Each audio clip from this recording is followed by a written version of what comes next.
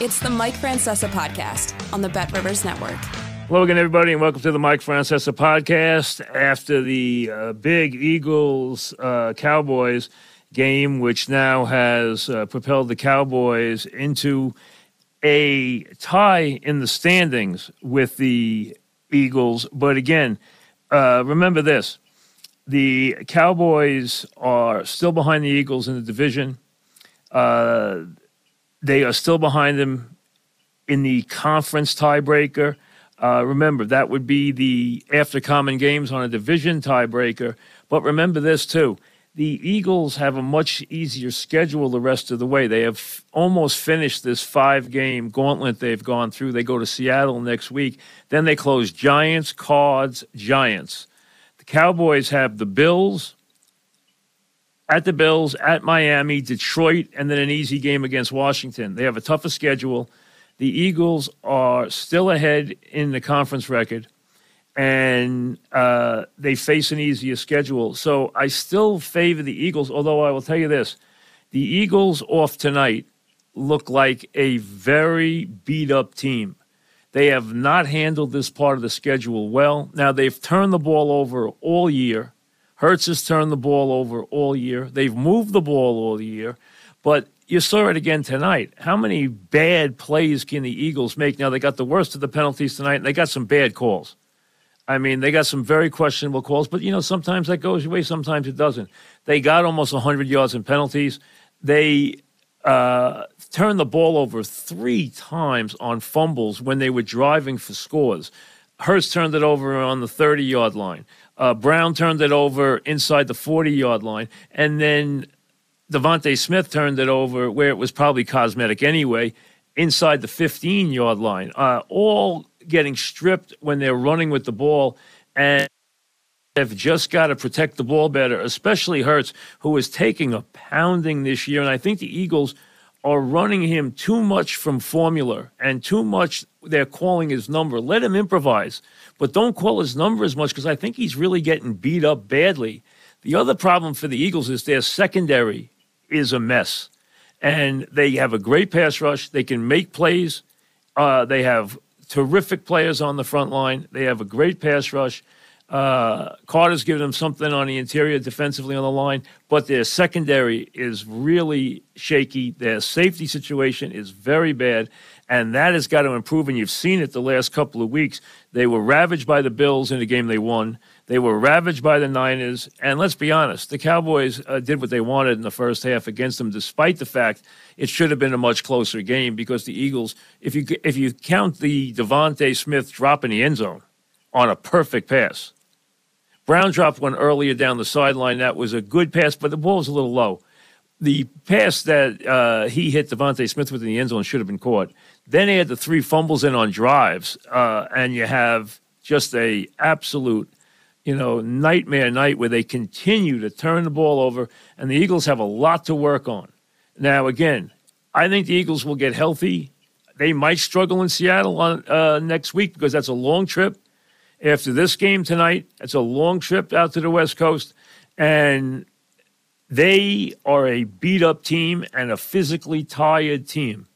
They need to regroup, and they need to regroup before they see the Giants and then finish the rest of the season strong, and they're probably going to need the Week 18 game against the Giants at Giants Stadium. So the Giants are going to get to play spoilers because they're probably going to need that game to win the division. They'll definitely need it for seeding, and they could need it for the division. So that's where we are right now off the Cowboy win. The Cowboys and the Eagles, listen, we knew 10 weeks ago that the Cowboys and Eagles were both going to the playoffs. The question is which one's going to win the division and which one's going to get the home games and which one's going to be on the road. That's the question we have to answer. San Francisco won again today. All right. Seattle played better than we thought, but they still won the game by 12 points. So they're doing what they have to do. The Lions have slipped backwards, no question about it. You got a bunch of teams then fighting for those other wild card spots. Minnesota won a crazy game today, shutting out the Raiders 3-0. Green Bay's got the Giants tomorrow night in a very big game for them, and they are right there in the mix right now. But that's the situation. A big win for Dallas. It puts them in the throes for the division title, but again, you still favor the Eagles because the Eagles have a much easier schedule the rest of the way. The other game was the Bills and Kansas City, and that game is where all the controversy lies. And you saw, I'm sure by now, or heard what Mahomes said. And Mahomes went off at the end of the game. You saw him throw his helmet. You saw him attack the officials. Listen, there is not a question in anybody's mind anywhere that the Chiefs got screwed last week on the pass interference call against the Packers. It was one of the worst non-calls we've ever seen. They were absolutely screwed. But Mahomes is completely off base about what happened on what would have been an incredible, if you want to call it a hook and lateral or whatever you want to call that play. It wasn't a typical hook and lateral, but the play that resulted in Kelsey catching it, flipping it to Tony, and then Tony running it into the end zone. Tony was called for an offsides. Now, Mahomes said they always give a warning. Not true. As a matter of fact, tonight, if you were watching, you saw the 12th offensive offsides call, and I think very conveniently they were looking to call one tonight, just to let everyone know they do call them. They've called 12 this year. Last year they called 2. They used to give more warnings than they give now. There is no criteria for them to give a warning. And as they say, when you line up as blatantly offsides as Tony did, where you cover the football, where your whole body's offsides, they are not going to say a word. They are not going to give a courtesy, even if they want to give a courtesy, and some officials still do. Not everybody does, but some do. And again, they have called 12 offensive offsides this year, so it's not like it hasn't been called. It was a rough call there, but it was clearly an offsides penalty, and it was called long before the play, before Mahomes even dropped back. So if that's the case, how do they know we're going to be a classic play that was called back? They don't. Nor should that be a factor. The bottom line is, how does Mahomes not want them to call that? What does he want them to do there? Ignore it? You would have had, obviously, the Bills going crazy. He was clearly offsides. And the bigger question is this, and you guys know, if you've ever listened to me, I love Andy Reid. He's one of the all-time greats. I stuck up for him when he was in Philly, and I always knew he had greatness in him. I always thought he was going to retire as an incredibly successful coach. It took him a while to get over the hump, and especially postseason games, but he's done that. But let's be honest, how many mistakes, how many games does a player have to wreck before you say goodbye to him?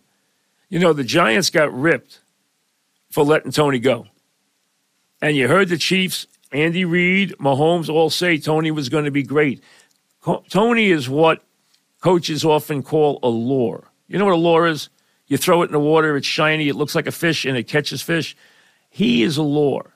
You see him in practice when he's catching the ball, when he's loosey-goosey, he makes plays on a dime, he runs like the wind, he makes plays, and you say, this guy's got everything to be a great player, except he goes into games and he screws everything up. He's a train wreck in shoulder pads.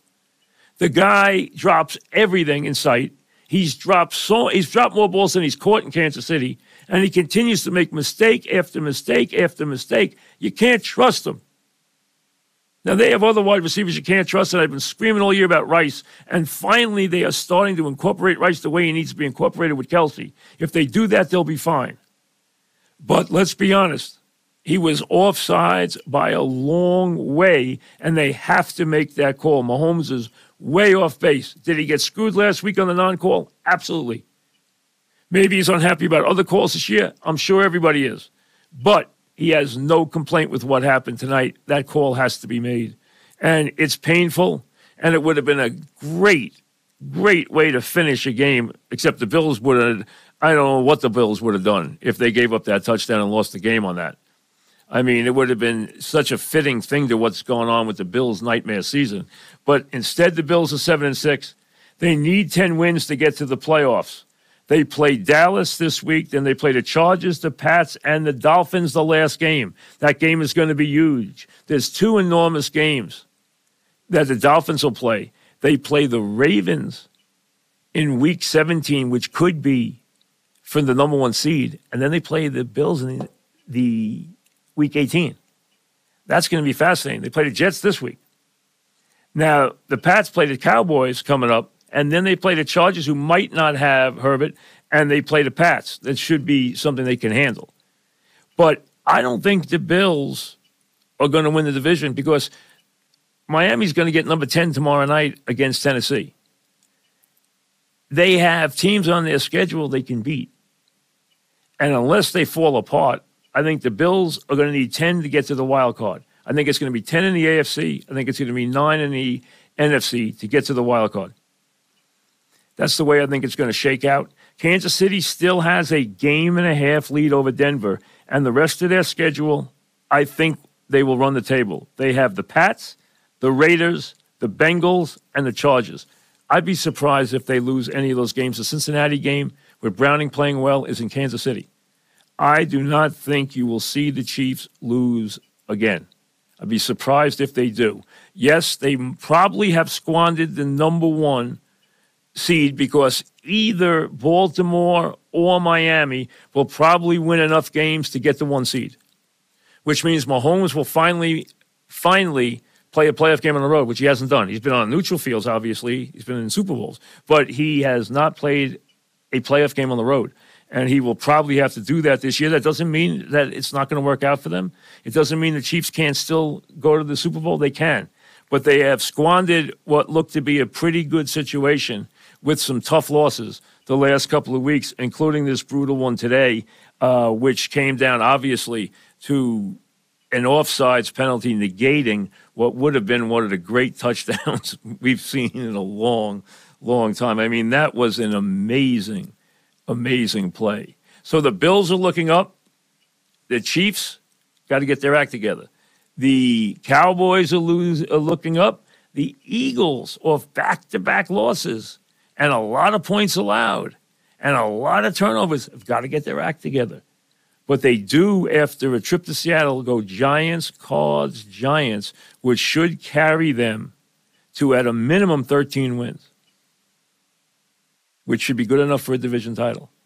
Now, the Cowboys are hot, but the Cowboys got to prove that they can beat a good team on the road. They have not done that. They've dominated teams at home. They've dominated almost everybody they've played at home. We know that. We've watched them do it all year. Their defense is a defense that when it gets off to good starts, it rolls and rolls. You know, that's the way it goes. I mean, tonight you saw an incredible performance by their field goal kicker. I mean, what an amazing performance tonight with what he did. I mean, he has some leg, and he's been incredibly accurate. And when you see a guy knocking out those field goals one after another, I mean, 4 field goals tonight, field goals from 45, 50, 59, and 60. I mean, that is unbelievable. It really is some performance, and most of them with room to spare, and they let him kick that late one. All right, was that maybe rubbing it in a little? Okay. But the bottom line is I think they wanted to say, you know what, have at it again and put a finishing touch on your performance. And if you had Aubrey in one of those fantasy contests, which I think are in the playoffs right now, if I remember what's going on in most leagues, I think that's the case. I think he put up somewhere around, I guess, 20-something points tonight. 23 points for a kicker. Or somewhere around there, depending on how you score. But I think it was that kind of performance. I mean, just an incredible performance by him tonight. Remarkable what he did. I mean, just an incredible performance. One that I don't know when you're going to see again. I mean, with the amount of distance that he put out there today, I mean, just unbelievable. It really was in every way. I mean, just a crazy good performance. 4 for 4. He doesn't miss field goals, and he kicked a 59 and a 60 and a 50 and a 45. Wow, what a night. I mean, an incredible performance, the likes of which we haven't seen in a long time. The Eagles, let's be honest, they look like a really tired team. They're still moving the ball offensively. They can move the ball. I think Hurts is banged up, but you know what? A lot of players are banged up this time of year. I think they can regroup. I think they are still a threat. But their defense is not the same. They lost key people off it. They've been hurt by injuries. They continue to be, unbelievably paper thin at the safety position, and that's going to continue to haunt them in the postseason. But I expect with the schedule the way it is, especially in weeks 16, 17, and 18, they should be okay going forward, although they may have squandered the number one seed. I think that goes without saying.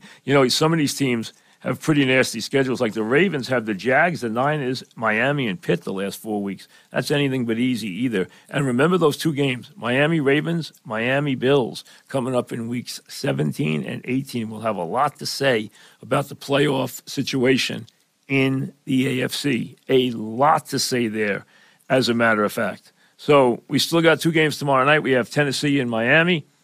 Miami needs the roll to keep their edge on the Bills. I think they'll do that against Tennessee, which is not a good pass defense, and will have all kinds of trouble matching up against this Miami attack, which will beat you with speed every which way, running outside to the perimeters, running and then throwing the ball on time and getting their fast receivers coming across the field and just beating you with speed every which way. Hill's having an incredible season, an MVP-type season, as a matter of fact. It goes without saying.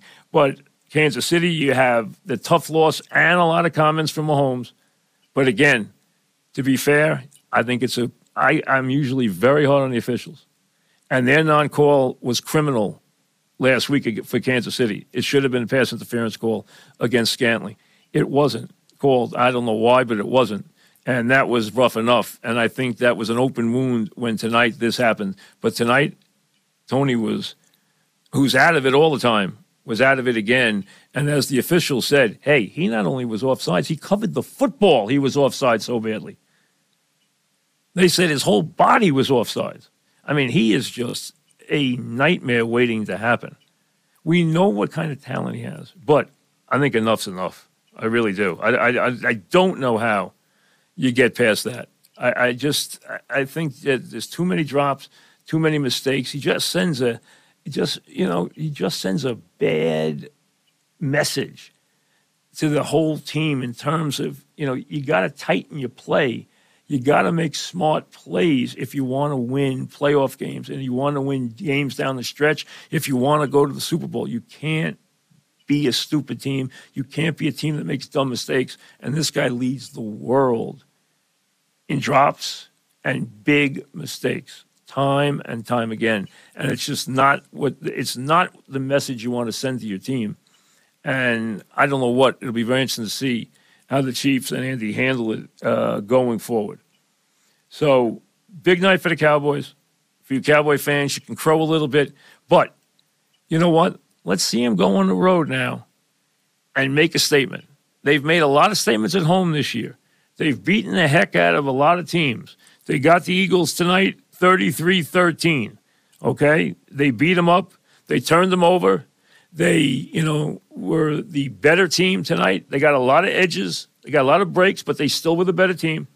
Eagles made countless mistakes, both in terms of penalties and turnovers, which have haunted them all year. It was a bad game for the Eagles, just like it was last week against the Niners. A bad game against the Cowboys. They have to take measure of who they are and where they are right now, as does Kansas City. But I would not discount either team going forward. I think the schedule works for Kansas City. I think the schedule works for the Eagles. And I think they both have the culture and the coaching and the leadership to rebound and to get things righted. And I think you will see them both do that, although it might take one more week for it to happen for the Eagles, because I think this trip across the country is not going to be great for them. And they are just a dead tired team right now, a beat up team, and very much a dead tired team. I don't think there's any question about it. As far as putting a bow on the Jets, listen, the Jets played well today. I thought they matched up very well with this team. I think the weather played into their hands. I think their defense played into their hands against this young Texan team, which has suffered some very big hits in recent weeks and then lost Tank Dell and lost Schultz and then lost Collins early in the game today. And that's three of their biggest four weapons. And that's the guys who have been making the big plays in the passing game. So that was a big factor. And Zach, for the most part, played well. Now, it was 0-0 at the half, as you know. But in the second half, he made plays. But I thought that the Texans played very much into their hands. They didn't cover Hall out of the backfield. Those were easy throws that went for a lot of yardage. Throws to the tight ends that went for a lot of yardage. He did throw some nice passes to the tight end, a couple. He fit a couple into Wilson that were good. He played an improved game. I don't want to go overboard. Like I said, the Jets and their defense never shut up. You can't talk when you're 5-8. That's what the Jets defense has to learn. When you're 5-8, you be quiet. The day will come when you can talk, but when you're 5-8, you don't talk a lot. When you haven't won in a long time and you finally win a game at home, be quiet. Win like you're supposed to win. But they don't do that. We can do this. We shut out everybody. We do this. We do that. The defense talks too much. But you know what? They are overly aggressive defensively. They are good defensively. And they're good against the pass. But let's see them go on the road and beat Miami. Handle that offense. Then we'll be far more impressed. Show it again. Do it next week. And you know what? We'll have something nice to say about the team after that game. Do it next week against Miami, and let's see. Then we can talk some more. Not just today in the rain against a beat-up Houston team. It was a big win, a good win. They needed a win in the worst way. Zach needed a game to quiet the critics. He got it. They got a win, but it's one win in a season that has been very, very tough to take. So do it quietly. We'll see you tomorrow. Thanks for listening to the Mike Francesa podcast on the Bet Rivers Network.